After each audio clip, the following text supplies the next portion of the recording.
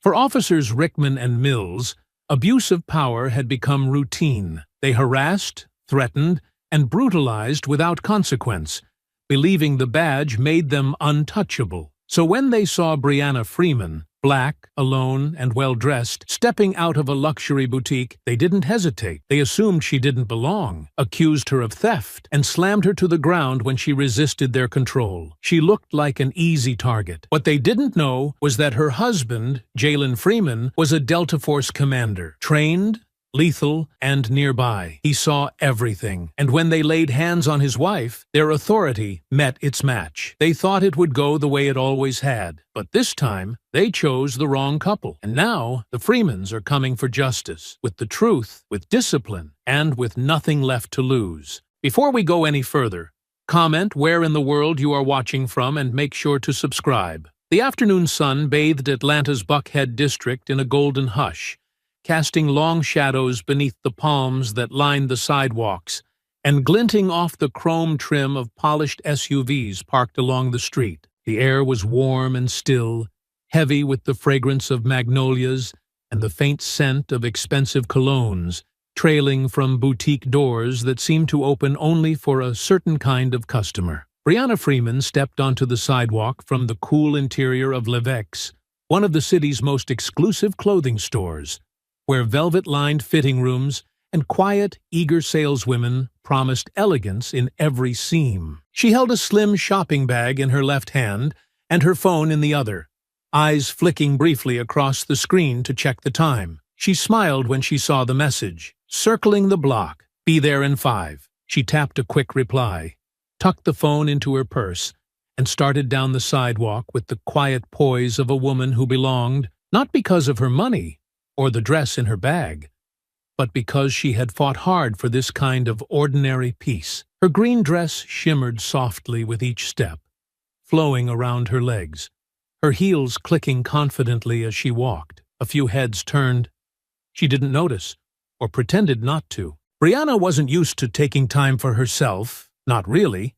As a high-powered defense attorney in the city's most cutthroat law firm, her days were usually packed with filings, hearings, and holding her own across conference tables lined with older men who still underestimated her until she opened her mouth. But today was different. Today was for her, for them. Jalen had insisted. It had taken 3 calendar reschedules, 1 firm cancellation, and a playful but stern, "I didn't leave Delta just to spend our lives apart," before she finally agreed to a break.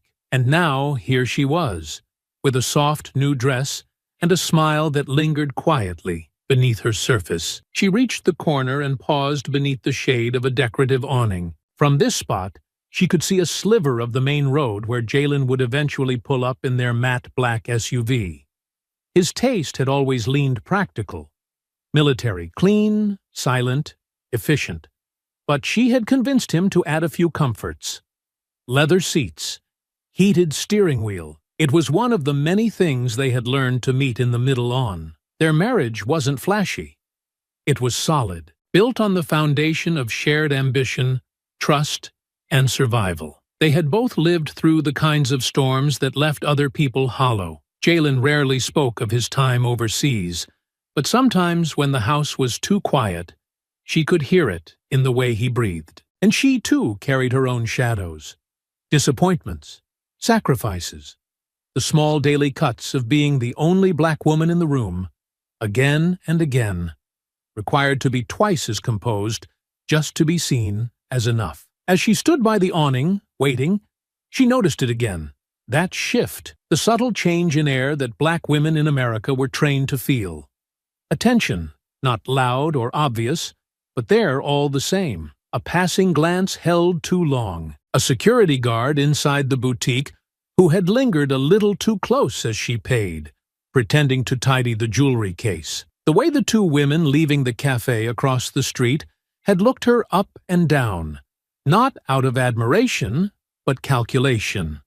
Brianna wasn't a stranger to it. She didn't wear her success as armor, but she understood that in places like this, where wealth and whiteness often blended into the same fabric, Her presence still came with a question mark she hadn't written. She adjusted the strap of her purse and looked down the street again, eyes scanning calmly. Still no sign of Jalen's car, but she wasn't worried. He was probably caught in traffic at the light, or chatting with the old veteran who ran the cigar shop 2 blocks over. Jalen had a way of finding conversations wherever he went, but with her, he always made it back on time. She took a slow breath and looked back toward the store. Through the tinted glass, she could still see the saleswoman who had helped her, now chatting with another customer. It had been a pleasant enough experience, even if the woman had initially assumed she was browsing for someone else. That was always the first assumption. But Brianna knew how to correct people with poise. She turned again, watching a patrol car roll to a stop across the street. 2 officers stepped out casually, stretching their legs. She didn't pay them much attention at first. They were just part of the background, like the valet boys and dog walkers that moved along this district in a steady rhythm. And yet, she felt the pause, that subtle disruption in her surroundings, a hesitation where there should have been motion. One of the officers was looking at her. She straightened her shoulders without meaning to and turned back toward the road, her eyes returning to her phone screen.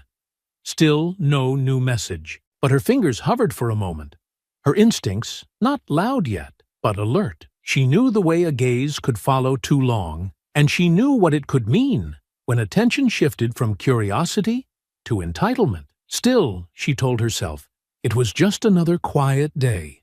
Another sunny afternoon where she had done nothing wrong, where she could wait for her husband in peace. She just didn't know that peace was about to end. Brianna adjusted the strap of her purse on her shoulder as she stepped further from the boutique entrance, letting her eyes wander down the block once more. The sunlight had shifted slightly, casting a soft golden hue across the sidewalk as the distant sound of a delivery truck rumbled through the adjacent intersection. The dress in her shopping bag swayed gently with her movement, and for a moment she allowed herself to feel the quiet satisfaction of this small, well-earned indulgence. Her fingers hovered near her phone, debating whether to call Jalen or just wait until she spotted the familiar sleek silhouette of their SUV. She trusted he'd be close, always punctual, always precise, but there was something oddly still in the air, a kind of pause in the natural rhythm of the street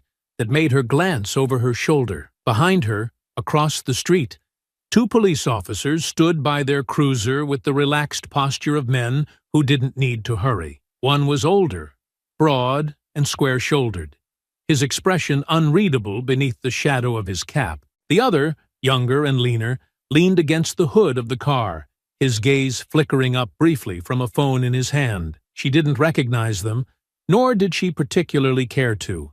Still, instinct told her they were looking too long. She returned her attention to the sidewalk ahead, her pace smooth and unhurried. But it wasn't long before the steady beat of footsteps broke the ambient buzz of the street again. Measured, deliberate, the kind of walk meant to be heard. Brianna's shoulders tensed slightly, her expression composed as she kept walking. "Afternoon, ma'am," a voice called from behind, calm and performed, with the polished veneer of politeness that felt more like control than courtesy. She stopped, turning slightly to meet the source of the voice. The older officer, Rickman, she now saw from the badge nestled under the edge of his vest, stood a few paces away, one hand resting on his belt, the other gesturing casually as if this were the beginning of any normal civil exchange. "Beautiful day, isn't it?" he said, offering a smile that didn't seem to reach his eyes, his gaze lingering on her just a little too long. Brianna returned a courteous nod, choosing her words with measured calm. "It is." He stepped a bit closer, casually, as though it were the most natural thing in the world. "You shop around here often?"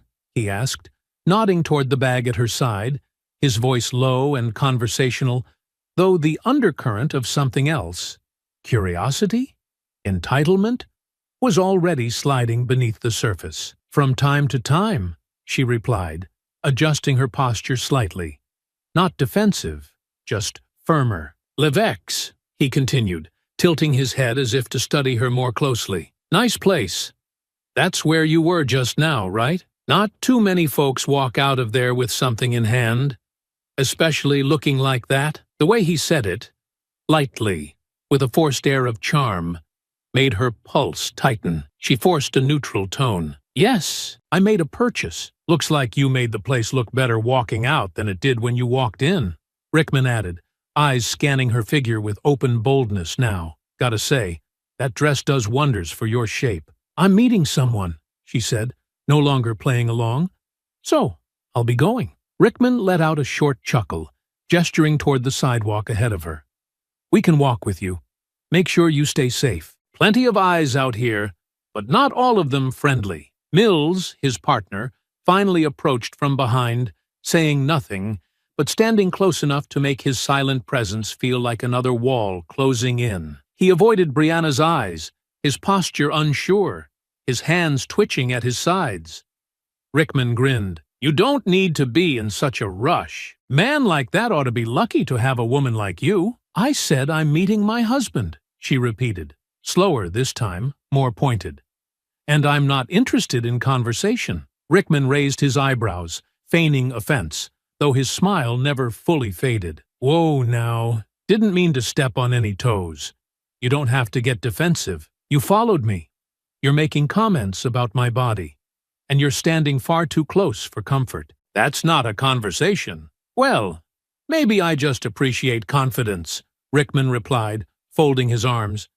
You've got that don't talk to me attitude like you own this street. I figured you must have known somebody important. Brianna straightened her shoulders, her voice cool and clipped. I know myself. That's enough. Rickman chuckled again, but this time it was quieter, more bitter around the edges. I see how it is. You think you're better than the rest of us. She turned to walk past him. I think this conversation is over. He stepped into her path before she could pass, his smile gone now. Hold on. Where are you rushing off to? I told you. I'm meeting someone. If there's no official reason to detain me, I'll be going. Rickman's voice lowered. Why so anxious, ma'am? We're just asking some questions. Seems like you're trying awful hard to leave. Brianna's lips pressed into a line. Because I have every right to. Rickman leaned in, his tone shifting completely. People shoplift out of that store all the time, you know. Don't matter how they're dressed. Sometimes the ones who look the part are the ones you have to watch closest. Mills cleared his throat. Rickman raised a hand to silence him. It's our duty to follow up on suspicious activity. Just doing our jobs. There was nothing suspicious about me, Brianna said. You approached me. You created this. Then prove me wrong, Rickman said, nodding toward the shopping bag. Let's take a look. Just the receipt. That's all. Brianna took a step back. No, you have no right to search my bag. And you know it. Rickman's tone flattened. Then I'll have to consider your refusal to cooperate part of a larger problem. She narrowed her eyes. Which is? Possible shoplifting, he replied, tapping his radio. You match a description. Black female, dress, leaving Levex with a suspicious item. Brianna stared at him. There was no report. You just made that up. Rickman tilted his head. How would you know that? Unless you had something to hide. She opened her mouth to respond, but the air shifted again. Sharper now, colder, though the sun still burned overhead. Let's not do this here, he added. Unless you want this to get louder. Brianna stood her ground, shoulders squared beneath the weight of the officer's gaze, her jaw set in firm control. The sun still shone down on Peachtree Street, as if nothing had shifted. But everything had. A line had been crossed, and she knew it the moment Rickman tapped his radio and invoked a lie. A false report. A made-up description. A trap disguised as protocol. Let's not do this here, Rickman repeated, his voice tight with manufactured concern. We're just trying to sort things out. There's nothing to sort out, Brianna said, keeping her tone level even as her pulse thudded in her ears. You're inventing a situation to justify your behavior. Rickman laughed, but the sound was dry and humorless. No one's inventing anything, but when someone refuses a lawful request, it tends to raise flags. "You asked to see inside my bag without cause," she replied, "and I said no, which I have the legal right to do." Mills stepped forward slightly, looking between them with unease. "Maybe we should just—" Rickman cut him off with a glance, his jaw flexing. "She's escalating this." Brianna took a slow breath, raising her hands just slightly in a gesture of peace. Not surrender, but restraint. "Look, I don't want this to become something it doesn't need to be. I've done nothing wrong. If you have legitimate concerns, I'll be happy to answer questions, with proper cause, and in the presence of my attorney." Rickman's eyes narrowed. "Your attorney?" "Yes," she said. "I'm an attorney myself, and I know exactly where this is going." He stepped in closer now, his chest nearly brushing hers. "Where it's going," he said through clenched teeth, "is wherever I say it goes. You think flashing your degrees or your name makes you untouchable? I think the law makes me untouchable when I haven't broken it," she answered, her voice shaking with tension, not fear. "You people are all the same," Rickman muttered. "Walk around dressed like royalty, talking like the world owes you something, just waiting for someone to say no so you can start yelling racism and lawsuit. That's the game, isn't it?" Brianna blinked, stunned. "Did you just say—" "You heard me," he snapped. "Officer, I suggest you step back right now." Rickman's hand shot out, gripping her wrist with sudden force. She gasped. "Let go of me!" "You're under investigation," he barked. "Stop resisting." "I'm not resisting," she protested, twisting away instinctively. Mills hesitated, his hand twitching near his belt. But he didn't move. Rickman yanked harder, wrenching her arm up behind her back. The shopping bag fell to the pavement with a soft thud, the tissue paper fluttering like leaves against the sidewalk. "You're hurting me," she said, breath caught in her throat. "You should have complied." With one swift movement, Rickman swept her legs out from under her. The ground rushed up, and Brianna's shoulder hit the pavement hard, the impact reverberating through her bones. Her cheek scraped against the concrete, and for a moment she couldn't breathe. Her arm was still twisted behind her, and Rickman's knee pressed firmly into her back. "Don't move," he growled. She gasped against the heat of the sidewalk. "Please, you don't have to do this. I gave you a chance," Rickman muttered, leaning down so close she could feel his breath. "But you people never know when to shut up." Mills took a half step forward. "Rick, I don't think—" "Get the cuffs," Rickman snapped. "Now." Mills reached for them with trembling fingers. "I didn't steal anything," Brianna said, her voice hoarse as she struggled to speak. "You're assaulting me. I told you. My receipt is in my purse." "Sure it is," Rickman said coldly. "And I'm the mayor of Atlanta." "You're lying," she spat, pain radiating from her shoulder. "You know I didn't do anything. You were acting suspicious, refused to comply, matched a description. That's all the report needs to say." She turned her head slightly, eyes burning. "There was no report." "There is now." Rickman cinched the cuffs around her wrists with a sharp click. The metal bit into her skin. From nearby, someone shouted. Faint, uncertain. A woman standing by the valet post was recording. A man in a business suit across the street had stopped walking, phone in hand, his expression unreadable. And still, no one stepped in. "Let me go," Brianna said again, louder this time. "Please, someone, help me!" Rickman tightened his grip on her shoulder. "You're done talking." Then, with calculated cruelty, he drove his elbow into her ribs. The air fled her lungs, her body curling slightly in response before he forced her flat again. Mills flinched. "That's enough!" Rickman glared at him but didn't say a word. Brianna lay still, gasping. Her vision blurred at the edges.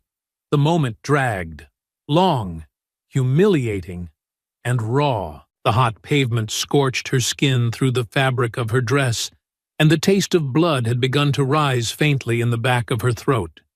And still, no sign of Jalen, her husband, who she knew without a doubt would be looking for her by now, her protector, her peace. But she also knew what it would mean if he showed up now, what it might cost him to step into this chaos. Rickman stood up and adjusted his vest, yanking her roughly to her feet. Her knees wobbled, her body folding slightly from the blow. "Let's go," he said. "You're under arrest." "For what?" she asked through clenched teeth. "Obstruction, resisting, and theft," he replied flatly. "We'll sort it out at the station." Her voice cracked. "This is a mistake." "No," he muttered, as he pulled her toward the cruiser. "This is a message." And just as she stumbled toward the open door of the patrol car, a voice rose behind them, louder than the crowd, louder than the siren. "What are you doing to my wife?" Rickman turned his head, and in that instant, Jalen Freeman was already running. Jalen Freeman was already moving before his mind could catch up to what his eyes were telling him. The image hit him like a gut punch. Brianna, his wife, his partner, her body bent beneath the weight of two officers, her face twisted in pain, her arms restrained behind her back, and her beautiful green dress streaked with dirt and asphalt. One officer had her arm, the other her waist, and in that one sickening second, Jalen saw Rickman's elbow land in her ribs. Everything inside him turned to fire. He didn't shout her name. He didn't call out in panic. He sprinted. The crowd had grown in size now, people standing at a distance, phones raised like shields, their faces a mixture of shock, discomfort, and disbelief. Some were murmuring, others whispering to each other, but no one stepped in. Not yet. Jalen's footsteps tore across the street, his boots slamming against the pavement with practiced rhythm. The moment felt slowed, like time had staggered under the weight of what he'd just witnessed. His mind was a blade, already slicing through options, calculating the risk, preparing his body to do what needed to be done. "Get your hands off my wife," he bellowed, his voice like a whip crack in the open air. Rickman turned, clearly annoyed by the interruption, only for his expression to falter slightly at the sheer force bearing down on him. Jalen wasn't just angry. He was storming forward with purpose, eyes locked in a way that told any trained man that trouble was coming fast. "Step back!" Rickman shouted, raising a hand to block him. "This is a police matter."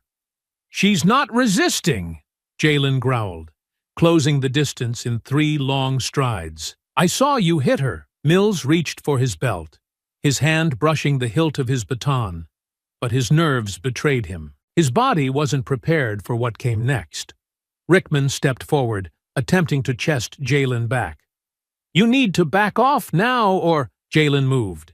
He struck Rickman with the heel of his palm, hard and sharp, just beneath the officer's chin. It was quick, calculated, and designed to disorient without causing permanent damage. Rickman staggered back 2 steps, off balance, arms flailing slightly, as he struggled to recover from the sudden jolt. Mills lunged, trying to flank Jalen, but he wasn't fast enough. Jalen pivoted, sweeping low and driving his shoulder into Mills's midsection, using his momentum to drive the officer into the side of the cruiser. The impact was solid, controlled, not reckless, and Mills let out a shocked grunt as his breath left him. Jalen didn't pause. He pressed his forearm against Mills's chest, pinning him with just enough pressure to warn him not to try it again. "Put her down!" Jalen shouted, eyes flicking back to Rickman, who was already recovering, anger blazing now across his face. Rickman wiped the corner of his mouth where a line of spit hung, then reached for his taser. "You just assaulted an officer!" he barked. "You're done." "No," Jalen said, voice low, dangerous. "You are." Brianna, still cuffed, struggled to turn herself upright. Her voice was weak, cracked from the earlier blow. "Jalen, don't!" But it was too late. Rickman lunged. Jalen turned just enough to let the taser arm graze past his shoulder. He grabbed Rickman's wrist mid-lunge and twisted it sharply downward. The taser clattered to the ground. With his other hand, Jalen slammed the edge of his palm into Rickman's shoulder, forcing him to drop further. Then came the elbow, clean, fast, to the side of Rickman's head. The older officer dropped to a knee, dazed, teeth clenched in pain. Jalen breathed hard, his stance low, feet planted. Every movement had purpose. He hadn't trained for street fights. He had trained for close-quarter combat under pressure, in dirt, in sand, in places where the enemy wore the same face as your friend. And right now, these men weren't peacekeepers. They were predators. A woman in the crowd gasped audibly as Rickman fell. Someone else shouted, "He's military!" as if trying to explain what they were witnessing. Mills scrambled back to his feet and swung wide, baton now fully drawn. He rushed in, hoping to catch Jalen off guard. But Jalen ducked low and delivered a hard palm strike to the inside of Mills's knee. The younger officer dropped with a yelp, clutching his leg in sudden pain. Rickman charged again. This time, Jalen met him head-on. They collided with the corner of the cruiser, fists flying. Rickman was stronger than he looked, but he was sloppy, angry, and reckless. Jalen ducked the first wild hook and landed 2 rapid blows to Rickman's ribs, following it with a knee to the gut. Rickman stumbled, coughing, but still upright. Jalen grabbed the back of his vest and slammed him against the hood of the car. The crowd jolted as Rickman's body bounced off the metal, groaning. Brianna's breath trembled as she struggled upright again, the cuffs digging into her wrists. She saw Jalen, eyes blazing, fists clenched, posture poised, and she knew. He was in it now. This wasn't reaction anymore. This was war. Mills came again, swinging from behind. Jalen turned at the last second, ducked, and lifted, throwing the smaller officer clean over his shoulder. Mills landed on the sidewalk with a hard thud, groaning. Jalen stood in front of Brianna now, between her and the men who'd hurt her. His voice was steel. "Touch her again, and I swear you'll never walk straight again." Rickman coughed, staggering upright, his hand trembling as it reached for his radio. Jalen stepped forward. "I'm not done." Rickman's hand slammed down on his radio, voice breathless and furious as it cracked through the static. "Unit 342 requesting immediate backup. Officer down. Suspect is violent. Military trained. Send all available units." Across the street, a valet froze mid-step. People were backing away now, phones still recording, voices rising in a mix of shock, fear, and disbelief. Somewhere, a car alarm wailed as someone tripped against a parked vehicle in the chaos. The moment was no longer just a confrontation. It had become a war zone in the middle of Buckhead. Jalen didn't flinch. He stood tall, body heaving from the blows he had delivered and the ones he'd absorbed. Blood trickled from the corner of his lip, and a thin gash ran across the side of his brow where Mills's baton had connected in a lucky swing. But his eyes never wavered.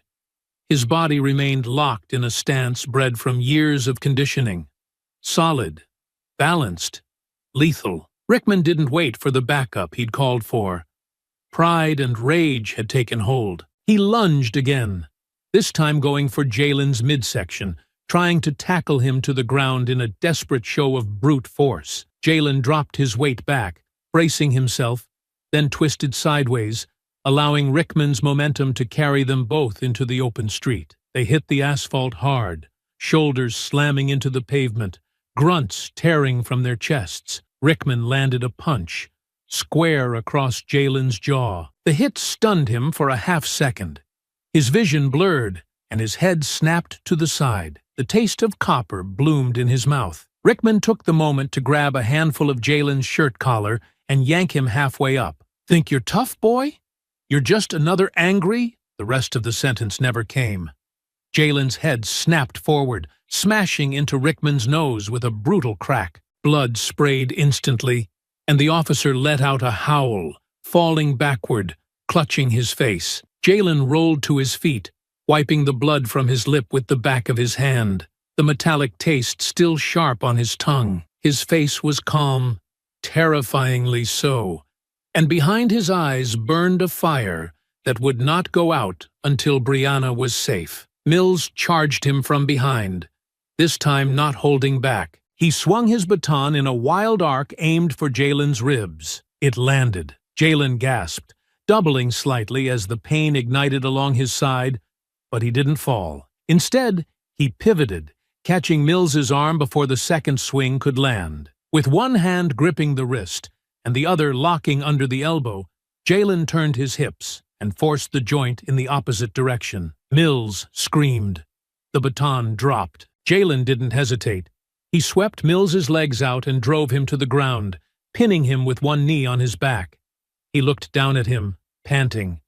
"You picked the wrong couple today." Behind him, Rickman was back on his feet, face bloodied, nostrils flaring. He reached for his sidearm. The crowd screamed, "Gun! Don't do it!" Jalen spun, saw the movement. His instincts kicked in before thought could. He closed the gap in 2 strides and slammed into Rickman just as the weapon cleared the holster. The gun clattered to the pavement and skidded under a parked car. Jalen roared as he threw Rickman back against the cruiser, one arm around his throat, the other driving punch after punch into his torso. "You think you can put your hands on my wife? You think I won't answer for that?" Rickman tried to fight back, fists flailing, but they were clumsy now. More survival than skill. He landed another strike to Jalen's side, hitting the same bruised rib from earlier. Jalen staggered, pain blooming down his side, and Rickman pounced, slamming his head into Jalen's collarbone. Jalen groaned, but held his ground. He gripped Rickman's vest, pivoted his weight, and slammed him hard to the ground. The impact cracked the concrete beneath them. Rickman didn't get back up. Jalen stood over him, chest rising and falling, his arms shaking. Not from fear, but from restraint. He could have ended him, right there, but he didn't. Behind him, Mills groaned on the ground, barely conscious. Brianna was kneeling now, her wrists still bound behind her, eyes wide with pain and disbelief. Her lip was split, and her voice trembled. "Jalen!" He turned, his breath catching at the sight of her. "I've got you," he said. "I've got you, baby." The sirens began to wail in the distance, still far, but coming fast. He rushed to her, kneeling as gently as he could. His fingers worked quickly at the cuffs. They weren't police-grade, cheap flex cuffs, poorly applied. He popped them free. Brianna cried out softly as her arms fell forward, circulation returning in sharp needles. Jalen caught her before she could fall, and held her close, one hand behind her head. "We have to go," she whispered. "I know," he said. "Now." He nodded once. Behind them, Rickman groaned, trying to push himself up. Jalen turned toward him, and for one tense moment, the 2 men locked eyes. No words were spoken. Jalen scooped Brianna into his arms, ignoring the pain in his ribs, the sweat and blood on his skin, and the eyes of the crowd still staring, still filming. The people parted for them.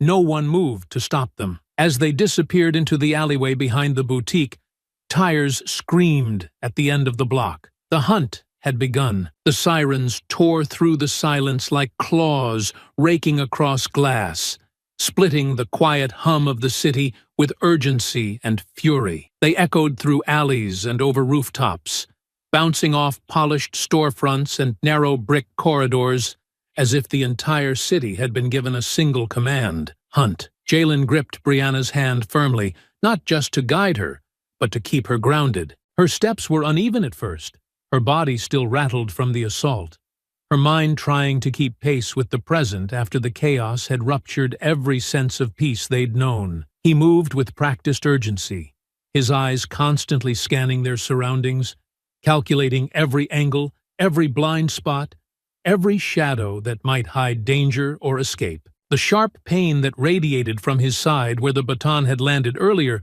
pulsed with each movement, but he kept going. There was no room for hesitation, no space for pain. Brianna was beside him, her breath shallow, her green dress torn near the hem, her wrists raw, where the flex cuffs had bitten into her skin. The blood on her lip had dried into a sharp copper line. She hadn't cried. She wouldn't. Not yet. They moved like ghosts through the alleyways, slipping behind locked gates, stepping over trash bins, navigating narrow paths between buildings that Jalen remembered from years ago when he'd studied escape routes for missions far from home. His instincts weren't just intact, they were burning. "We keep east," he said, as they darted behind a boarded-up storefront, the low hum of passing cruisers barely missing them by a breath. "Stay low, keep in shadow. No phones, no credit cards. They'll be tracking everything now." Brianna nodded, her voice thin but steady. "I left my phone in my bag. They have it. Good. We don't need them tracing you." From this point forward, we go dark. They slipped past a delivery truck idling in a side lot and ducked through the gate of a small church parking area. The building's floodlights hadn't kicked on yet, which gave them just enough cover to slide behind a series of hedges before making their way toward the back of a residential alley. The world hadn't stopped moving. Cars still passed, music still played somewhere faintly from a rooftop bar, but the normalcy of the world outside didn't matter anymore. The weight of what had just happened pressed into them like a fog. For those watching from their apartments, behind their screens, or from the edge of the sidewalk with phones still recording, they were no longer a husband and wife. They were fugitives. Dangerous. Black. Jalen's mind moved ahead. He didn't speak as they turned down a narrow walkway behind an apartment building where broken fences revealed a gap between properties. But he was already forming the next step, already reaching for the network he hadn't touched in years. As they emerged on the far side of the alley, he pulled out a small, scratched phone from inside his boot, a burner he hadn't used since the last time he helped extract a fellow soldier out of international waters. He powered it on, waited the 6 seconds for the secure module to load, then tapped into a hidden contact chain buried in encrypted code. He didn't look up as he typed, the rhythm familiar, the sense of purpose sharp. Call sign, orbital, status, secure, requesting extraction protocol, civilian compromised, pursuit active, need safe house access. Within 20 seconds, the screen blinked again. Alpha 3 Safe House. Access point through Bellflower Apartments. Underground garage. Side entrance only. No lights. ETA. 17 minutes on foot. Quiet route, advised. Jalen turned to Brianna, his voice low, steady. We've got a place, not far. Off-grid. Friend of mine from before. He's reliable. She looked up at him, her face pale but her eyes burning with clarity. Military? Used to run communication lines off-record. Helped extract civilians during unlisted ops. He still owes me. This safe house is buried in the back of a garage beneath a closed complex. No surveillance. No neighbors. They moved fast, cutting through a narrow pedestrian path between buildings and crossing beneath a canopy of overgrown ivy that shaded the back lot of an old abandoned preschool. The city shifted around them as they traveled. Clean sidewalks gave way to cracked pavement, and the polished edges of Buckhead began to erode behind them. In the distance, another siren cut the air. It was closer now. When they reached the access point, an old, dented metal door behind a row of shuttered storage units, Jalen keyed in the passcode from memory. The keypad clicked, the lock disengaged, and the door groaned open just wide enough for them to slip inside. The underground parking structure was empty, save for a few abandoned vehicles and oil-stained concrete. At the far end, a storage bay stood slightly ajar, its heavy sliding door blending into the shadow of the wall. Inside was a single cot, a table, a shelf of canned food, water jugs, and an old tactical bin with faded lettering. A single exposed bulb hung from the ceiling, casting a warm, humming light over everything. Brianna collapsed onto the cot, not in exhaustion, but in release. Her breathing slowed, controlled but heavy. And for a long moment, she said nothing. Jalen stood near the door, listening to the silence, watching the flicker of the single light bulb. When he finally turned to her, his voice was softer. "Are you okay?" She nodded, but only once. "I think I left my voice back there," she said, eyes cast down at her hands, which were still trembling faintly. "I couldn't even speak at the end. I just froze." He walked to her slowly, crouching beside her. "You didn't freeze. You survived. You made it out. You're here." Her eyes lifted. "They'll twist it. All of it. The video, the angles. They'll take what you did and turn it into something savage." "They already have," Jalen replied. He gestured toward the small TV mounted in the upper corner of the garage. A breaking news report flickered across the screen. No sound, just captions. "Suspects wanted for assault on officers. Considered armed and dangerous." Brianna's throat tightened. "They're not going to stop. They'll come for our careers." our names, everything. Then we stopped them first. He crossed to the bin and retrieved a compact laptop wrapped in cloth and stashed beneath a bundle of tools. It was slow to boot, but powerful. Still linked to an encrypted satellite network Jalen hadn't used since his last contract. He set it on the table and opened a terminal window. First, we wipe our trail, he said. Second, we monitor their communications. Radio chatter, dispatch logs, media leaks, everything they say about us. We intercept. Brianna stood now, her balance firming as her clarity returned. And then we start building our case. He glanced at her, one eyebrow lifted. We expose them, she said. Not just what happened today. All of it. Their history. Complaints. Any dirt that was buried. We drag it into the light. Jalen smiled faintly. The first real trace of it since the day began. Then let's build the fire. The sun had barely cracked the sky when the first squad car rolled past Brianna's former office on Forsyth Street. Lights flashing, tires screeching against the pavement. Within the hour, the entire city seemed to be pulsing with one coordinated command. Find them. The manhunt began with surgical precision. Door knocks, public statements, strategically placed press updates, and constant pressure on every street camera and license plate reader from Midtown to Decatur. By the time the morning news cycles refreshed, every station had a still of Jalen and Brianna plastered across their homepage, cropped from shaky bystander footage. The videos circulating online weren't full. They were edited, clipped at just the right second to show a blur of motion, a flash of fists, an image of Jalen overpowering two uniformed officers, and a caption that made the lie feel true. Former soldier attacks police in Buckhead.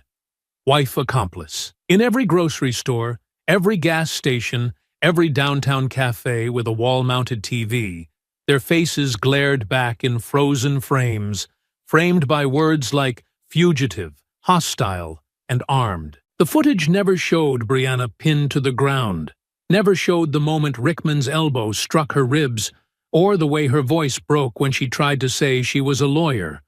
All of that had been cut, edited, discarded. At the firm, Brianna's desk sat untouched, her computer locked behind a security code no one could override. But that didn't stop the questions.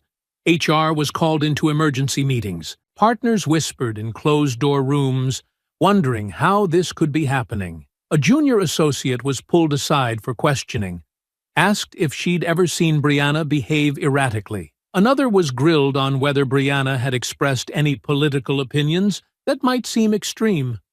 No one asked how she had handled 10 years of high-profile cases with elegance, or how many pro bono hours she had logged defending people the system left behind. Instead, someone quietly printed out a copy of her resignation form and slid it into a sealed envelope, just in case the board decided to distance themselves preemptively. Across the city, Jalen's name began surfacing in old classified documents. His deployments, commendations, combat zones. Someone leaked pieces of his service record to the press. Not the parts that told the truth of what he'd done to protect lives, but the vague, incomplete parts. Special Forces operative involved in covert conflict. A commentator on a late-night panel referred to him as high risk, highly trained, potentially unstable. That last word was the one that stuck. Inside the safe house, Jalen watched the news in silence. His eyes were fixed on the screen, his face still. But Brianna could feel the tension rolling off of him like heat. He hadn't spoken for several minutes. "They're controlling the narrative," she finally said, sitting beside him on the cot. "They're making you the villain." His voice was low, hollow. "They need someone to point to. Someone who fits the story they've already told themselves." She nodded. "And someone to distract from the fact that Rickman and Mills assaulted an unarmed woman in broad daylight." He turned to her, his gaze sharp again. "We need to get ahead of this." Brianna stood, pacing now. "I'm working on it. I reached out to Maya in public records. She said she'll try to pull the original 911 logs, but it's risky. If the call was internal, they might have skipped the dispatcher and gone straight through. We need body cam footage, unedited." "There's a window," Jalen said. If we can find someone inside the department who doesn't buy their version of the story, we can use that. If not, we go back to my backup plan, which is..." He opened one of the storage bins, revealing a second laptop and a file marked with a Delta unit number. "We make the truth louder than the lie." Somewhere across town, on the 13th floor of Atlanta PD's Internal Affairs Bureau, Detective Celeste Grant leaned back in her chair, the early footage of the altercation frozen on her screen. Her brow furrowed as she scrubbed through the timeline for the third time, watching frame by frame how the officers approached Brianna, how the interaction escalated, and how quickly it was cut. The raw version hadn't been easy to access. Someone in the department had tried to overwrite it with the edited copy, but Celeste had seen enough internal sabotage over the years to know when a file had been tampered with. She'd gone digging herself, bypassing the filters, hunting the data at its root. And what she found didn't match the narrative at all. She leaned closer, paused on a frame where Brianna was flat on the ground, Rickman's hand pressed into the back of her neck. The timestamp showed several seconds before Jalen arrived. She zoomed in. No weapon, no resisting, just fear. "Officer Rickman," she muttered, glancing down at the complaint log she'd printed hours earlier. 4 citizen complaints in the past year. 3 dismissed, 1 sealed. She picked up her phone and dialed a secure extension. "IA Dispatch." The voice on the line answered. "This is Grant," she said. "I want the original shift logs for Officers Rickman and Mills, last 72 hours. Also flag any internal memos referencing the Freeman incident. Any reason you want us to tag it?" "Yes," she said. "Because something about this stinks. And if the city's about to crucify a soldier and a lawyer based on edited footage and false reports, I'm not going to stand by and watch it happen." Back in the garage, Brianna paced near the small table as Jalen tapped through encrypted data logs. Her laptop showed multiple browser tabs, news stories, public comments, social media posts. The court of public opinion was already in session. "I don't know how long Maya can stall," she said. "She's risking her job." "She won't be the only one," Jalen replied. "People know what they saw, even if they're afraid to admit it." Brianna turned to him, her voice unwavering now. "Then we make it impossible for them to look away." The walls of the warehouse were lined with metal shelves covered in dusty tools, old routers, outdated hard drives, and tangled cables coiled like dormant snakes. It wasn't the kind of place that screamed precision, but Jalen knew better. The inside was chaos only to strangers. To the man who lived here, it was an arsenal. Sean Freeman sat hunched over 3 open laptops, his eyes flicking between lines of code as if they were words in a foreign language only he could read. His fingers moved quickly, navigating through encrypted pathways and bypassing firewalls with an ease that came from years of training no civilian institution would ever acknowledge. "I didn't think I'd be hearing from you again," Sean said, not looking up. "You drop out of the world for 2 years. Then suddenly, you're on every news channel. Must be serious." "It is," Jalen replied, standing near the makeshift workbench while Brianna leaned against the concrete pillar beside him, her arms crossed tightly, a small scab still darkening the corner of her mouth. Sean finally looked up. "So, what exactly are you trying to prove?" Brianna stepped forward. "That the body cam footage was doctored." Sean raised an eyebrow. "You're not wrong. I've already seen what they released. The audio's scrubbed in 3 places. Timestamps jump forward twice. Subtle enough that civilians won't catch it, but obvious if you know where to look. And the most critical thing, they cut the footage 6 seconds before your husband arrives." Jalen exhaled slowly. "So we were right." "You were right," Sean said. "But that doesn't mean proving it will be easy." The footage was altered after it left the standard evidence pipeline. Someone with internal access rerouted it from the patrol car to an off-grid server before it hit the official storage system. "Then we track the off-grid server," Brianna said. Sean gave a low whistle, leaning back in his chair. "I mean, I admire the confidence, but you don't just track a shadow server from inside the department. These things are firewalled tighter than Fort Bragg. You'd need someone who still works inside and isn't afraid of losing everything. Jalen and Brianna exchanged a glance. Brianna spoke first. What if we already have someone? At the Atlanta Police Department's Central Precinct, Officer Cal Dawson leaned against a vending machine in the break room, eyes fixed on the flashing screen of his phone. He kept the volume muted as the news segment played on repeat. Edited footage of the Buckhead incident, once again portraying Jalen as the aggressor. He paused the video and stared at the timestamp. It didn't match what he remembered. Absolutely. Here is the revised version with apostrophes added to all dialogue and text messages, while keeping the immersive tone and avoiding short sentences. Cal had been stationed at the remote feed terminal the night the footage came through. A quiet assignment, tucked away in the back hall of the precinct. The kind of place where no one asked questions unless the system went dark. He wasn't even supposed to be there.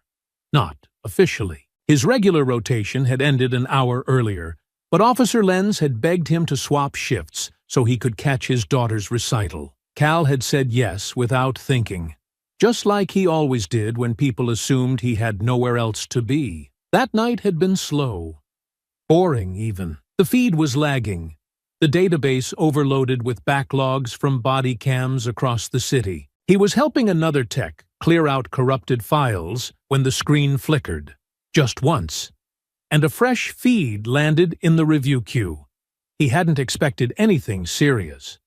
Most of the clips that passed through were routine, traffic stops, domestic calls, noise complaints, but something about this one made him pause. The footage opened with a wide view of the sidewalk in front of the boutique. He saw a woman, black, well-dressed, clearly unarmed, walking calmly with a shopping bag in one hand.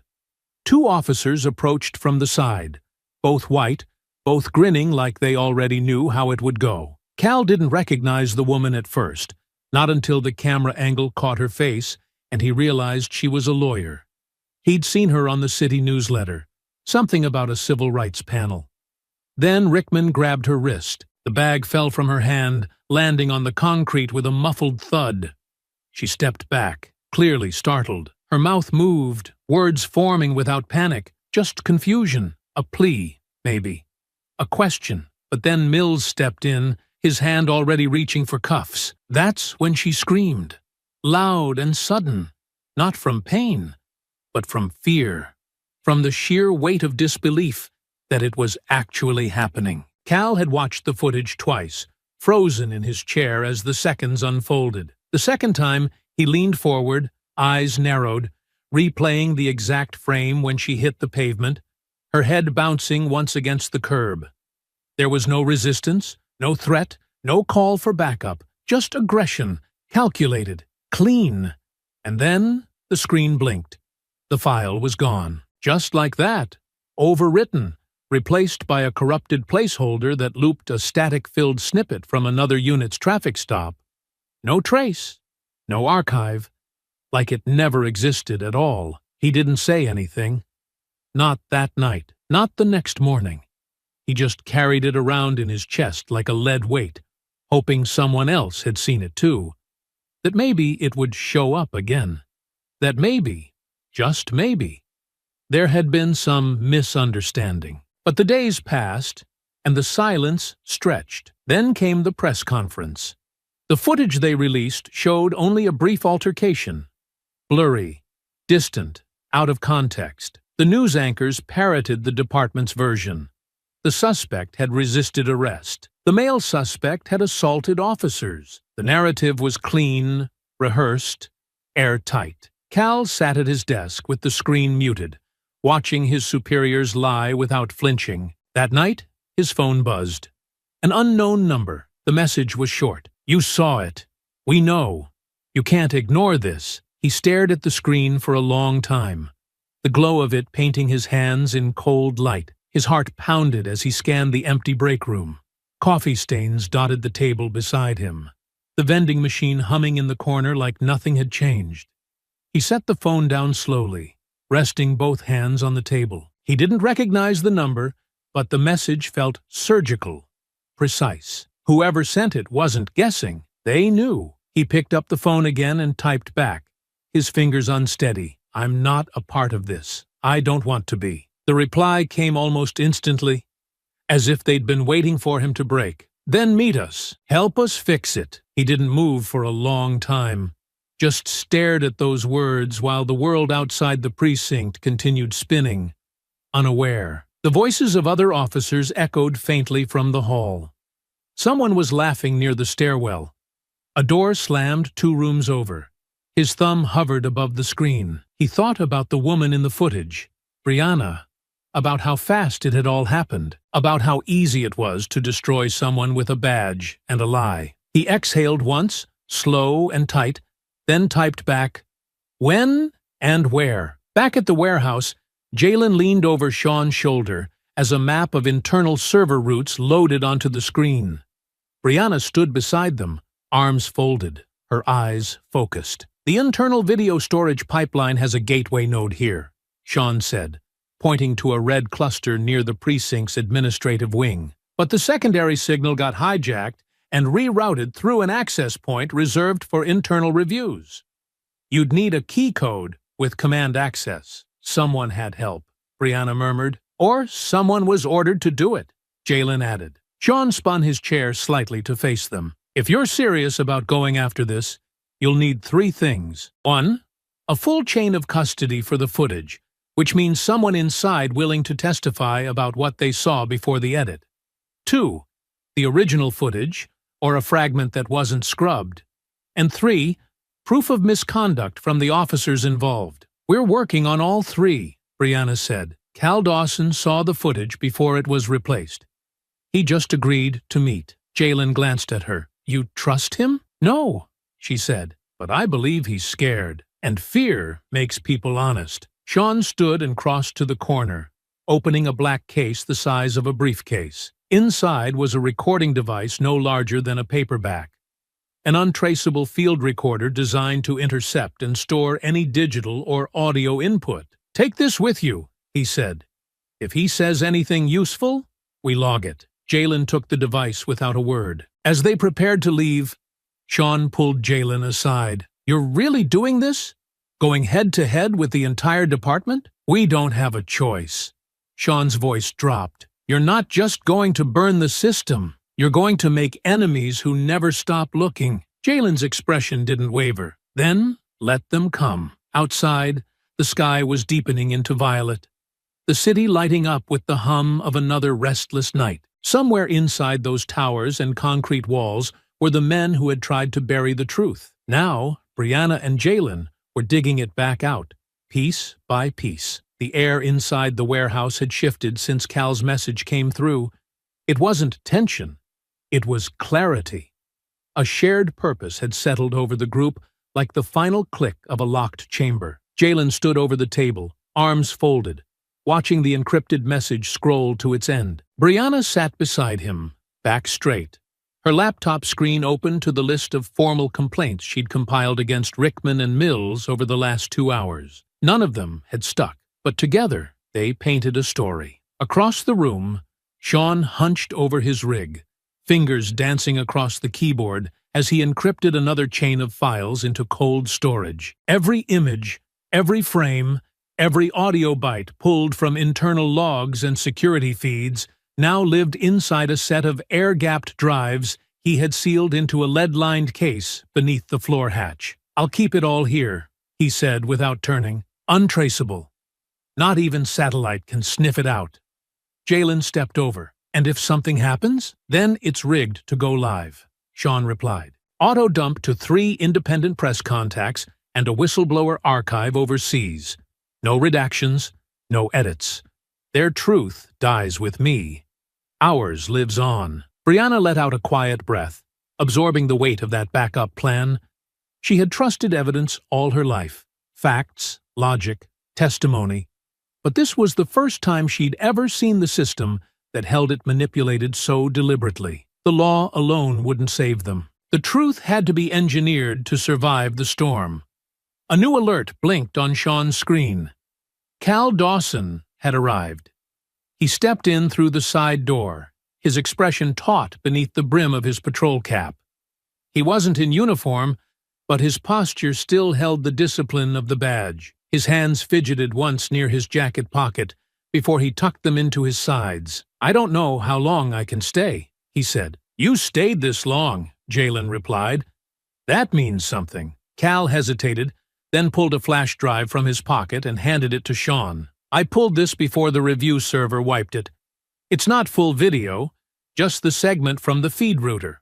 The moment Rickman hit her, time code included." Sean plugged it in, eyes flicking across the screen. Brianna leaned forward. "Is it clean?" Sean nodded once. "Lossless. Timestamp matches the dispatch logs. No compression. This is gold." Cal didn't look proud. If anything, he looked ashamed. "I didn't speak up when I first saw it," he said. "I was afraid. Of the department. Of what it would mean to be the one who turned against the shield. But I can't watch them lie anymore. I can't let them destroy you both to cover themselves." Brianna's voice was gentle. "We don't need you to take them down. We just need you to help us catch them in the act." Cal looked at her, confused. "How?" Jalen turned to the whiteboard Sean had scrawled notes across earlier, grabbing a marker. "We use the pattern. Rickman and Mills prey on women they think they can intimidate. Black women, alone, dressed well, in the wrong neighborhood. They profile, harass, escalate. That's their routine. So we give them exactly what they want." "No," Cal said immediately. "That's too dangerous." But Brianna was already nodding. "If they believe I'm someone new, someone vulnerable, and you report me as a potential suspect like before, they'll come. They won't know they're walking into surveillance." Sean tapped the side of the case under the table. "We wire the location. 3 camera angles, 2 boom mics, plus a parabolic receiver that'll catch everything in a 40-foot radius. If they say anything that even hints at racial profiling, misconduct, or abuse, we'll have them." Cal looked between them all, his voice quiet but firm. "You understand what you're asking her to do? You're putting her back in front of the same wolves who attacked her." "She knows," Jalen said. Brianna nodded. "I'm not doing this because I want to. I'm doing it because if we don't, they'll keep doing this to other women, to other people who won't have someone like Jalen to pull them off the ground." Sean glanced back over his shoulder. "I'll prep the gear tonight. Give me a location." Cal hesitated, then nodded. "There's an abandoned diner 3 blocks off Holloway. No cameras. It's still flagged in the patrol system as quiet zone. They use it when they want to keep things unofficial." "Perfect," Jalen said. "You log the call like you did last time. Say you spotted someone matching a suspect report. Ask for Rickman and Mills. Make it look like you're trying to help them clean it up quiet." "And when it's done?" Cal asked. Brianna stepped forward. "We take the footage to someone who can't ignore it. Public defenders, press, internal affairs, whatever it takes. And we release it in full, unedited." Sean's voice was calm but heavy. "Once the trap is sprung, I'll hold the master file. If anything happens to either of you, it goes out to the world. No press spin, no filters." Cal glanced down at his badge. "I never thought it would come to this," he said. "Neither did we," Jalen replied. "But here we are, and together, in the dim light of the warehouse, the plan took shape. Not just to clear their names, but to expose the system that had been protecting predators in uniform for far too long. The wolves had hunted in the dark. Now it was their turn to step into the light. The air inside the warehouse was sharp with tension, every breath filled with a quiet anticipation that buzzed between the 4 of them. A soft click echoed as Sean Freeman slipped the final encrypted microdrive into its case and locked it into place beneath the trapdoor hatch. In the corner, Jalen stood with his arms crossed, eyes locked on the whiteboard where the plan had taken form. Bullet points, timestamps, building schematics, all written with the meticulous care of a soldier preparing for a mission where failure wasn't an option. Cal Dawson stood near the center of the room, his phone in hand, staring down at the contact on the screen. "You sure about this?" he asked, his voice low, shoulders tense beneath his coat. "You're the only one who can do it," Jalen replied. They won't come unless the message comes from someone they trust. Brianna stepped forward, composed and calm. Make it sound real, familiar, not too polished. Give them exactly what they want to hear. Cal swallowed hard and nodded, then pressed the call button. The room fell into silence, except for the distant hum of the server fans. The line rang once, twice. On the third ring, a gruff voice answered. "Rickman." Cal took a shallow breath and let his voice fall into that familiar rhythm. Just casual enough to disarm, just official enough to sound routine. "Hey, it's Dawson. Got something strange just now I figured you might want to take a look at before it goes up the chain." A pause. Then Rickman's voice sharpened. "What kind of strange?" Cal paced slowly as he spoke, moving like someone thinking aloud. "Woman matching the Freeman wife's profile. Black. Early 30s, dressed sharp, walking fast near Holloway. Looked like she didn't want to be seen. Slipped into the old diner, the one that got shut down after the health code violations." Rickman made a low sound in his throat, half skeptical, half intrigued. "That's 2 blocks from the Freeman footage dump spot." "Exactly," Cal said. "Could be coincidence. Could be someone trying to move something sensitive while the department's still in cleanup mode. She's carrying a leather case, sat in the back corner and hasn't looked up since." There was a beat of silence on the other end. Then Rickman's tone shifted, amused. "And you're calling me why, exactly?" Cal let the bait slip forward carefully. "Because this feels like one of those things that could either disappear clean or blow up in someone's face. And I know you've been looking for a chance to handle things off paper." Rickman chuckled, low and smug. "You think it's her?" "No," Cal replied. "I think it's someone connected to her. Maybe trying to clean up loose ends. Or maybe bait. Either way, it's quiet. No cameras, no backup. You and Mills come in quiet. You might get something worth handing off to the higher-ups. Or not. I don't care. Just figured I'd throw it your way before I report it officially." "You sure she's alone?" Rickman asked. "Watched her go in myself," Cal lied smoothly. "She hasn't moved. Case is still on the table. Looks expensive. She's nervous, but trying not to show it." Another pause. Then Rickman's voice turned confident. "All right, don't do anything.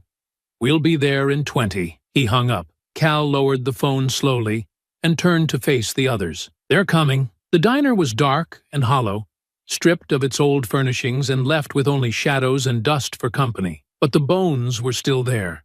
The booths, the counter, the smeared windows that let in fractured afternoon light. Brianna sat in the back corner as planned, posture relaxed but alert, her sweater draped neatly across her shoulders, the leather case beside her giving the illusion of purpose. Above her, a pinhole camera tucked into the ceiling vent watched every movement. 2 more were hidden inside a ceiling light, and the leg of a table against the far wall. Sean's custom field mics had been calibrated for directional clarity, their receivers already feeding live into the laptop back in the surveillance van parked a block away. "Cameras are live," Sean said over the comm. "Audio clean. You're clear to roll." Jalen's voice came next, steady and low in her earpiece. "I'm outside. Visual sweep every 10.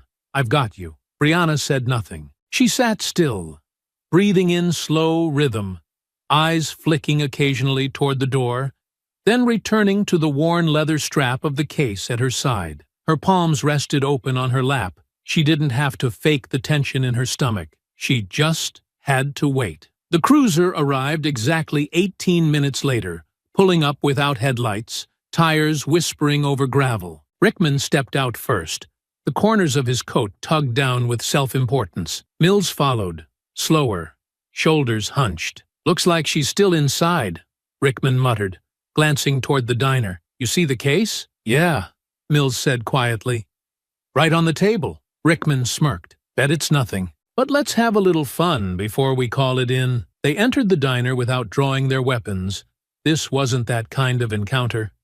Not yet. Rickman moved with that deliberate air of control, the kind of posture that came from years of unchecked authority. When he spotted her, he smiled. "Well, well," he said, stepping into her space without invitation. What brings someone like you to a place like this? Brianna didn't flinch. She met his gaze. Waiting on a ride. Rickman nodded toward the case. That your delivery? Client files. He chuckled. Mind if I take a peek? I do, she said. You don't have a warrant. Rickman lowered his voice. You don't really think warrants apply here, do you? Behind the glass of a nearby utility lamp, the camera blinked twice, still recording. You're not the first one to sit in that booth thinking the law would shield them, Rickman continued. Let me guess. You're another activist? Got a blog? Maybe an audience? Brianna didn't answer. Mills stood silently nearby, his arms folded, gaze flicking nervously toward the back exit. Rickman stepped closer. See? People like you come into our city thinking you're above the rules, but we're the ones who write the rules. We decide who walks and who gets walked out. Interesting, Brianna said coolly. You don't sound like someone sworn to serve and protect. Rickman leaned in.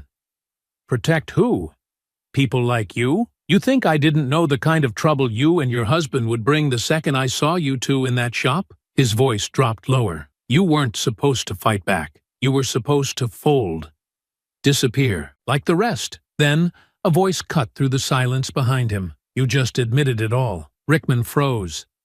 Jalen stepped into the light, his expression hard, focused. Behind him, Cal Dawson emerged, holding up his badge. Every word, Cal said, his voice steady.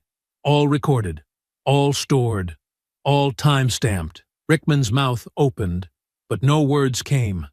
For the first time, the control he always wielded like a weapon had been ripped from his grasp. Brianna stood slowly, lifting the leather case and resting it on her arm. We didn't need you to believe we were guilty, she said. We just needed you to believe you were untouchable. And for the first time, Rickman understood that he wasn't. Rickman's breath came hard and fast as the weight of what just happened crashed down around him. His hands twitched near his belt, not quite reaching for his weapon, but no longer pretending to be calm either. His jaw clenched so tightly it seemed he might crack his own teeth. You set us up, he spat, the words cracking against the stale air inside the diner. This was entrapment. Cal Dawson stood beside the door, his badge still out, his stance unreadable. No, he said firmly. This was exposure. And you gave us everything we needed. Mills looked shaken now, pale around the eyes. Rick, we should go. We need to. We're not going anywhere, Rickman snapped. He pointed at Jalen. You're a thug. You jumped us. Put 2 cops in the hospital. You were beating my wife on a public street, Jalen replied, voice cold. What did you think was going to happen? Rickman turned to Brianna, his face red, his fury barely restrained. You think this little show changes anything? That anyone's gonna believe a couple of criminals with a grudge and a camera? Brianna stepped forward, unshaken. Her voice was like iron wrapped in velvet. They're going to believe every second. Because we have more than one camera. More than one feed. More than your voice bragging about targeting women who look like me. Rickman sneered. Your word against ours. You doctored that video. Just like you doctored the first one. Her eyes didn't flinch. You're right about one thing, she said. The first video was doctored. Not by us, by you. The body cam footage from that day. We tracked the metadata. It was pulled from your unit and routed through a private review server that doesn't exist in the department's official directory. The audio was compressed. The timestamp skipped. She stepped closer, each word cutting sharper than the last. But what you didn't count on is that someone saved a copy of the raw feed before it disappeared. We have that too. The real footage, the missing 6 seconds, the part where you slammed me to the ground while I was already cuffed. The part where you said, and I quote, "This is a message." Rickman's mouth moved, but no words came. You're lying, he muttered. No, Cal said. She's not. I saw it myself. That's what made me come forward. Mills looked like he might be sick. Rickman took a half-step forward, his chest puffed, trying to reclaim dominance. You want to drag me down in the media? You want to go to war with me? Fine. You better pray Nothing leaks about you two that you didn't mean to come out. Brianna smiled then, not cruel, not gloating, but with the quiet confidence of a woman who had walked through hell and survived it. We didn't come here to gloat, Rickman. We came here to give you a chance to hear what's coming before the rest of the world does. She reached into the leather case on the table and pulled out a single envelope, placing it down gently in front of him. Inside is a summary of every complaint ever filed against you, she said, including the ones that never made it past internal review. You remember Dina Wallace, high school teacher, pulled over on her way to her night class? Report dismissed. I found her. She gave a sworn statement. Rickman's hands were fists now, knuckles white. You don't want this to go any further, he hissed. It already has, Jalen said, stepping beside his wife. You just don't know it yet. Cal opened the diner door. You can walk out now, or you can be walked out later. Rickman stared at them, but for all his bluster, for all his years of power, something inside him understood. This was over. He grabbed the envelope and stalked past them, brushing Cal's shoulder as he passed through the doorway. Mills lingered a moment longer. He looked at Brianna, then at Jalen, then finally down at the floor. I didn't mean for it to go that far, he mumbled. Brianna met his eyes. But you let it. He nodded once and left. Back at the warehouse, Sean was already scrubbing through the final capture footage, syncing it with the recovered raw body cam file from Cal's flash drive. The difference was unmistakable. The department's version skipped, blurred, compressed the truth until it was convenient. The raw file showed everything. Her voice pleading for them to stop, Rickman's violence, the crowd forming, Jalen's approach. Unedited, it was damning. Combined with the footage from the sting, it was career-ending. Sean leaned back in his chair, jaw set. They're going to bury this. Mark my words. Then we bury them first, Jalen replied. Brianna stood near the screen, arms folded. Let's make this loud. Sean launched the first upload. He sent the raw diner footage to a secure legal channel, embedded it with metadata tracing it to their recovery. Then, the full timeline video, the original incident, synced side by side with the tampered body cam footage and the uncut sting recording. He submitted them to legal outlets, journalists, whistleblower sites. He also copied the files onto an international backup node. They'll never get it all down, he said. Even if they try, the internet doesn't forget. The next morning, the Freeman name wasn't whispered in suspicion. It was shouted. Leaked video confirms racist Atlanta officers. Altered body cam footage. New footage reveals pattern of abuse. Cover-up in city police department. Civil rights. Lawyer and Delta vet bait their abusers and win. Protests erupted downtown within hours.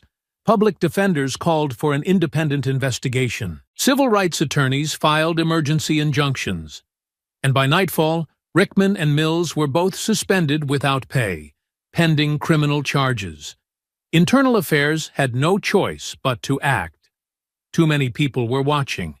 Too much truth was now public. Inside the Freeman safe house, the three of them sat in quiet, watching the coverage unfold in real time. Brianna's face was calm, but her eyes held the weight of everything they had been forced to endure. Jalen reached for her hand and held it without a word. We said we'd make it loud, she murmured. Jalen looked at her and smiled faintly. We're just getting started. And somewhere, beneath the rubble of power and silence, the first stone had cracked loose. The sound of Rickman's voice still echoed in Brianna's mind long after the diner door had shut behind him. His words, the smirk, the certainty, the venom in his tone, weren't just offensive. They were familiar. The kind of language that had always operated behind closed doors, hidden beneath polished uniforms and clipped professionalism, but now it wasn't hidden. Now it was recorded, exposed, undeniable, and the fallout had already begun. Sean didn't sleep. He sat through the night at the console in the corner of the safe house, archiving footage, duplicating files, distributing copies to encrypted back channels and verified legal servers. He wasn't just protecting evidence, he was ensuring survival. The kind of survival that didn't come from strength or hiding. It came from visibility. Once it was out there, they couldn't kill it. Jalen kept watch near the street-facing window, standing in the shadows, his mind running through protocols he hadn't used in years. Though there was no sign of police presence nearby, the energy in the city was shifting. The silence outside was different now. Not the quiet of tension, but the quiet before something big breaks open. By morning, the footage had spread far beyond their reach. It showed up first on social media, short clips at first, posted by anonymous accounts. Then came the full versions, the uncut diner recording, the raw body cam file recovered by Cal Dawson, and the chilling side-by-side comparison showing how the department had trimmed, compressed, and rerouted evidence. Each video told its own story. Together, they told the truth. Inside her corner of the safe house, Brianna watched the headlines evolve in real time. She didn't refresh the screen out of curiosity. She did it because she needed to see that the world was finally seeing what she had always known. That power left unchecked did not protect. It destroyed. And for too long, men like Rickman had been allowed to write the narrative. The public reaction was immediate. National outlets scrambled to cover the story. Cable news networks ran split-screen panels. Activists shared the footage with the caption, "This is what accountability looks like when you fight back." Protests ignited by afternoon. Outside City Hall, hundreds gathered with signs bearing her name. Some wore shirts with still frames from the video, Rickman's hand reaching across the table, his words frozen in caption. Others held posters that read simply, "Let the truth speak." Not everyone responded with support. The city's police union released a vague statement condemning unauthorized recordings and baiting tactics. Certain voices on local radio tried to question whether Brianna and Jalen had provoked the officers. But it didn't matter. The footage was clear. The system could deny it. The people wouldn't. At the Atlanta Police Department's Internal Affairs Bureau, Detective Celeste Grant sat in her office, her posture rigid as she reviewed the footage for the 5th time. The video didn't need commentary. Rickman's voice was damning enough. His words about targeting women who looked like Brianna, his casual confession about deleting inconvenient footage, his open disdain for the law he was sworn to uphold, and Mills, silent but complicit, standing nearby without stepping in. Celeste didn't hesitate. She pulled up the digital case folder and attached her final findings.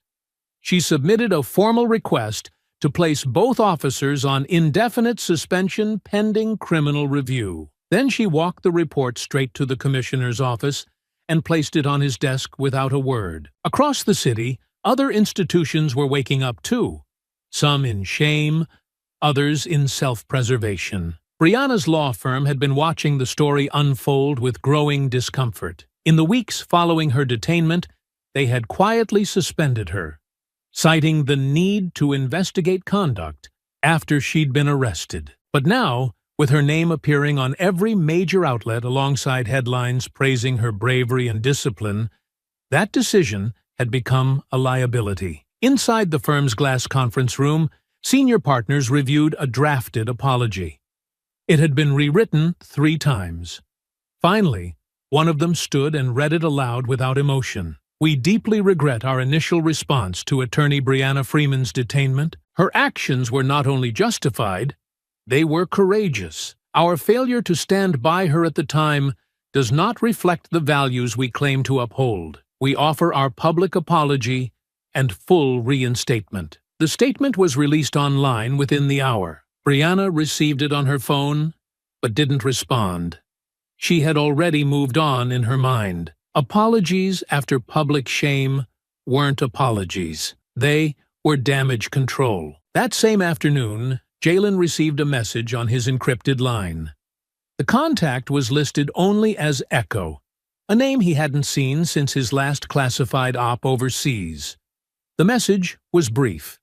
"We saw the drop. You did good. The kind of good they don't always reward. If it gets hot, say the word. You and your wife won't be alone. Jalen read it twice. He didn't need extraction, not yet, but knowing he still had eyes watching from the shadows reminded him that justice didn't always wear a badge. Sometimes it wore silence and waited for the right moment to act. Later that evening, a government vehicle pulled into a secured entrance beneath the courthouse. Inside, Jalen and Brianna sat together, dressed plainly but carrying the weight of a movement. They had been called to testify, and neither hesitated. It wasn't just about clearing their names. It was about closing a door that had stayed open far too long. They entered the hearing chamber to a room full of tension. Celeste Grant sat near the front, hands folded, flanked by legal counsel and representatives from the Civilian Oversight Board. Rickman was there too, seated stiffly behind his attorney. Mills sat beside him, pale and tight-lipped, refusing to meet anyone's gaze. The courtroom was full but quiet.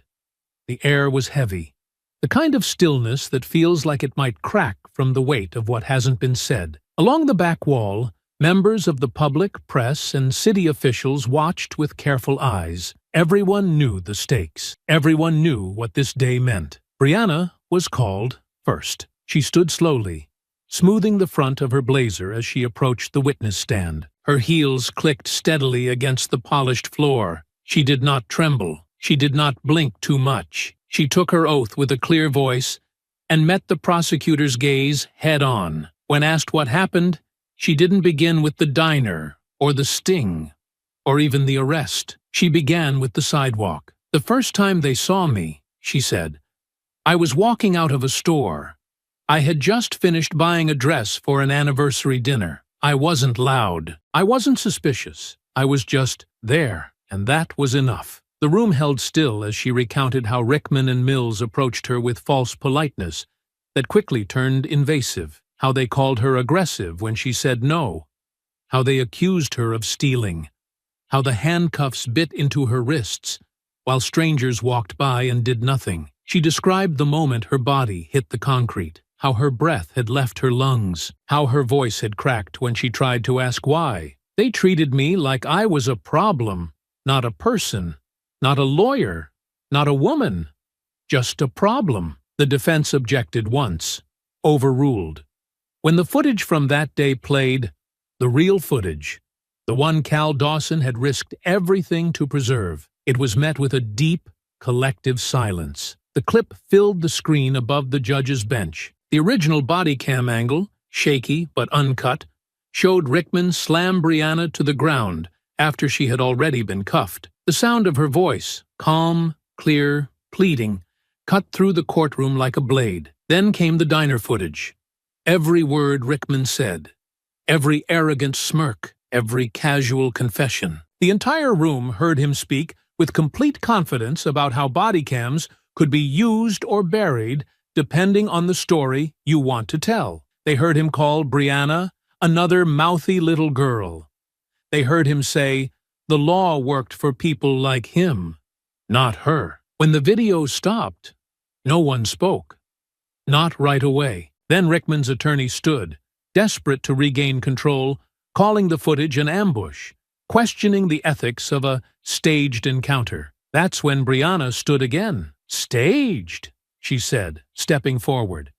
"The only thing staged here was the lie you told the public when you edited the footage from my arrest. The only thing false was the story you wrote when you thought I wouldn't fight back." The judge raised a hand, but before he could speak, Rickman did. He rose suddenly from his seat, his voice louder than anyone expected. "You think you're a hero," he shouted, pointing at Brianna. "You set us up. You baited us like animals." Jalen stood immediately from the gallery, instinct drawing him forward. But Brianna raised one hand gently, her eyes never leaving Rickman. Rickman kept going, his voice cracking under pressure. "I've served 20 years. I've taken bullets for this city. And now I'm the villain because some woman with a camera wanted to make a name for herself? You made your name a long time ago," Brianna replied, her voice steady. "I just showed the world what it meant." The judge ordered Rickman to be seated. His attorney tried to calm him, but the damage had already been done. His outburst had only confirmed what everyone in the room had just seen on video. The courtroom took a breath it hadn't realized it was holding. The proceedings moved quickly from there. Mills chose not to speak. His head bowed as his charges were read. Cal Dawson testified quietly, clearly, recounting the moment he saw the altered body cam feed vanish from the server, and the moment he knew the cover-up had begun. His voice didn't tremble either. He simply told the truth, because he was done carrying the burden of silence. Celeste Grant's name was read into the record next, not to testify, but to acknowledge her role in the investigation. The judge publicly commended her for refusing to ignore evidence, even when it meant challenging her own department. Then, finally, the verdict came. The jury deliberated less than 2 hours. Both Rickman and Mills were found guilty on all counts. Rickman's sentencing was swift. 7 years in federal prison for obstruction, evidence tampering, and civil rights violations, with no chance of early release. Mills received a lesser but still significant sentence, 3 years for willful negligence and failure to intervene, with mandatory retraining before any potential reinstatement, though no one expected him to wear a badge again. The courtroom emptied slowly. Reporters moved like quiet waves around the hallways, their questions now pointed elsewhere, no longer grasping at doubt, no longer spinning theories. They were simply chasing what had already been proven. Outside, the protesters were cheering, as if the verdict itself had exhaled into the streets. The chant had changed from anger to affirmation. We saw it. We believed her. Justice for Brianna. Respect for Jaylen. Truth doesn't blink. Inside the courthouse, the air had softened, but the exhaustion hung heavy. For all their composure in the courtroom, Brianna and Jaylen now moved with the kind of fatigue that only truth-tellers understood. They weren't broken, but they were marked by every stare, every false report, every threat that almost buried them. Still, their steps were even, side by side, moving together through the long hallway that led to the exit. It was there, near the final bend, that they saw him. Rickman stood alone near the far wall, away from the crowd, just beyond the shadow of the last column. He no longer wore a uniform, no longer held the kind of posture that demanded space. His suit jacket was loose at the shoulders now. His hands were at his sides, and his eyes were darker than before, not with fury, but with something closer to disbelief. A man who had been stripped not just of his title, but of the story he'd built around himself. He didn't move as they approached. He didn't speak. Jaylen slowed first. Brianna matched his pace, her eyes narrowing slightly, not in fear, but in clarity. This wasn't an ambush. It wasn't a threat. There were officers nearby, court staff in the distance, but none of them mattered in that moment. Only the three of them existed in that narrow stretch of corridor. Rickman looked at her, really looked at her, for the first time without performance, without posturing. There was no apology in his eyes, no defiance either, just the uncomfortable weight of being seen. Brianna didn't look away. She didn't speak. There were no last words to offer him, no need to declare victory, no interest in giving him anything more than what he'd already handed them. His truth, his confession, his collapse. Jaylen's gaze didn't soften. He stood tall beside his wife, and though his fists didn't clench, his presence carried the quiet warning that had been there from the beginning. You were never stronger than us. Rickman looked down first, and then, slowly, he turned and walked away. His steps small, his frame folding inward like a man who no longer recognized himself. The Freemans kept walking, past the courtroom doors, past the final line of reporters waiting for a quote that would never come, down the courthouse steps, where the crowd paused and parted like water. Cheers rose behind them, warm and wide, but neither Brianna nor Jaylen waved. They didn't raise fists or call out. They just walked through it, together, hand in hand. The ride home was quiet, no flashing lights behind them, no eyes in the rear view, just the steady hum of the road and the occasional thud of memory pressing against silence. The city rolled by in slow frames, Places that had once been normal now held the echoes of something else. The city rolled by in slow frames. Places that had once been normal now held the echoes of something else. But they weren't ghosts. Not anymore. They were scars. And scars were proof of survival. Brianna leaned her head against the window, watching the light fade as they passed beneath overpasses and street lamps. I don't know if I expected it to feel different. Jalen kept his eyes on the road. It doesn't feel like a win. She nodded slowly. It feels like release. They pulled into the driveway just after dusk. The porch light had been left on, a soft halo spilling across the front steps. Sean had made sure the place was secured earlier that day, sweeping the perimeter twice before heading back to his own apartment. The house was exactly as they'd left it. Familiar, still, waiting. Inside, the air smelled like cedar and coffee grounds. The clock on the wall ticked gently. Brianna paused in the foyer, setting her keys down, her gaze drifting toward the small bookshelf near the hallway. A framed photo of their wedding sat near the edge.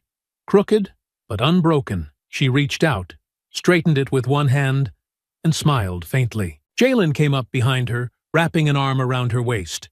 "We're home," he said, and this time there was no fear in the word. They didn't unpack right away. They didn't make calls or check updates or scroll through news. They simply sat together in the living room, lights low, a blanket over their knees, silence stretching gently between them. Outside, the world was still loud. Commentary, analysis, statements from politicians, editorial headlines. People arguing about what came next, what needed to change, what systems needed to fall and which needed to be rebuilt. But in that moment, none of that reached them. In that moment, they were simply Jalen and Brianna Freeman, two people who had held on to each other through fire, who had been hunted and humiliated, who had refused to let the lie win. They hadn't chosen the fight, but they had finished it. And though bruised in ways the world might never fully understand, they were not broken. Not even close. In the weeks that followed the trial, the city didn't sleep. The courthouse remained surrounded by people, some protesting for broader change, others simply standing in quiet witness to the moment they'd lived to see. News anchors filled screens with commentary.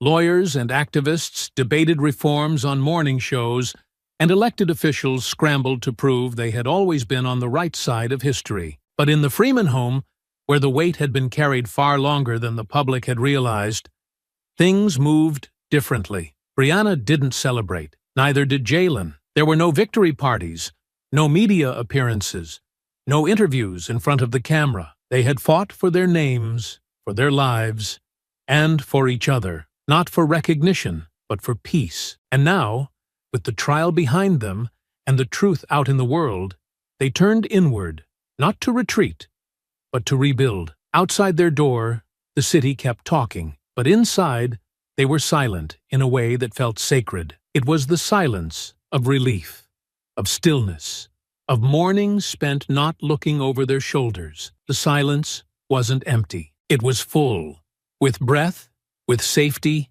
with the understanding that they had survived the worst and come out stronger. Cal Dawson received his promotion quietly, just as he had expected. There was no press release, no public speech, no handshake in front of a podium. A folded envelope arrived at his desk with a formal seal and a simple title change. He had been appointed Civilian Oversight Liaison, a newly created position intended to serve as the bridge between the community and the department that had for too long refused to listen. Cal didn't say much about the promotion. He showed up early, read every report he was given, and kept a notepad full of names, dates, and complaint numbers that had been ignored for years. He understood exactly what his job required. He knew it wasn't about salvaging the reputation of a broken system. It was about protecting the people who had been broken by it. Celeste Grant received more attention.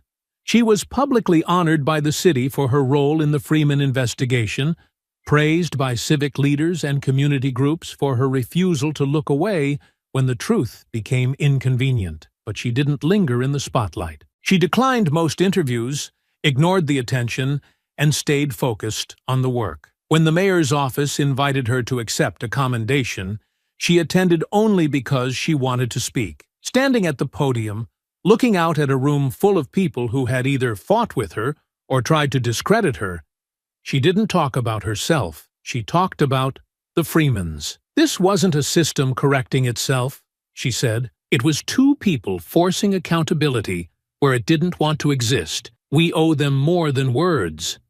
We owe them action. We owe them change." And with that, she stepped down. Back at home, Brianna began writing again. Not case notes, not legal briefs, but something more deliberate. She pulled from old trial transcripts, from statements she had once written in the middle of the night while still nursing bruises, and from the flood of letters and emails now arriving from women across the country who had seen the footage and recognized themselves in her story. One afternoon, she received a message from a former colleague in legal aid, asking if she would consider advising a group of first-year law students organizing around civil rights defense. The request was small, almost casual. But when she accepted the invitation and listened to the students describe their fears and questions, something lit inside her. A familiar fire. Not the kind that burns to destroy, but the kind that burns to illuminate. With support from Jalen and guidance from Sean, who helped her navigate the digital side of launching an organization, Brianna opened the doors to what would soon become the Freeman Foundation for Civil Defense. It was built modestly. 2 rooms in a brick office space near the courthouse, a few borrowed desks, 1 copier that jammed every other morning. But what they lacked in luxury, they made up for in purpose. The foundation became a place where people could come before they were accused, where families could find resources before trials began, and where young attorneys could learn how to fight not just with law books, but with empathy, clarity, and relentless discipline. Brianna wasn't looking to be a symbol. She simply wanted to be what she hadn't had when she needed it most. An advocate who understood exactly what was at stake. While she built in one direction, Jalen built in another. It started one weekend when he passed an old gym near the edge of the neighborhood. The sign had faded, the windows were boarded up, and weeds had climbed the fence around the lot. But inside, the structure was solid. The beams were intact. The foundation was good. That was all he needed. He purchased the space quietly, renovated it slowly, and by the end of summer, he had opened Iron Root, a self-defense and discipline program for black boys across the city, who were growing up in a world that often misunderstood their strength and feared their presence. Jalen didn't train them to fight for sport. He trained them to know when to walk away, how to stay calm when they were being provoked, how to protect themselves not just physically, but mentally. He brought in trusted friends, former medics, military teammates, educators with no interest in glamour, but every interest in building resilience. Some of the boys who came through his doors didn't speak much at first. Others acted out, still carrying the weight of things they couldn't explain. But Jalen knew how to speak without words. He offered structure, he offered respect, and in return, they learned what it meant to carry themselves with purpose. Every evening, when the mats were rolled up and the boys had gone home, Jalen locked the door, walked back home, and placed his key beside Brianna's on the kitchen table. They moved like this, parallel paths that always led back to each other. Their love had changed. It wasn't louder or grander. It was steadier, sharper, woven now with the thread of something earned rather than assumed. They didn't need to say what they'd been through to understand each other. The way Brianna rested her hand on Jalen's chest when he stood too long in silence said enough. The way he poured her tea in the morning before she asked said the rest. They had come through the fire, not untouched, not unscarred, but whole. The world outside still spun with noise, with politics and promises and slow reforms that might take years to settle. But the Freemans didn't wait for the world to finish healing. They had already started on their own, and in the foundation walls they raised, in the gym floors they swept, In the small, quiet acts of rebuilding a life that had been threatened but not erased, they proved something more powerful than any verdict. Justice had not been handed to them. They had reached for it with open wounds, dragged it into the light with their bare hands, and held it until it couldn't be taken back. And now it lived, not just in their names, but in everything they chose to build next. I hope you enjoyed that story. Please share it with your friends and subscribe so that you do not miss out on the next one. In the meantime, I have handpicked 2 stories for you that I think you will enjoy. Have a great day.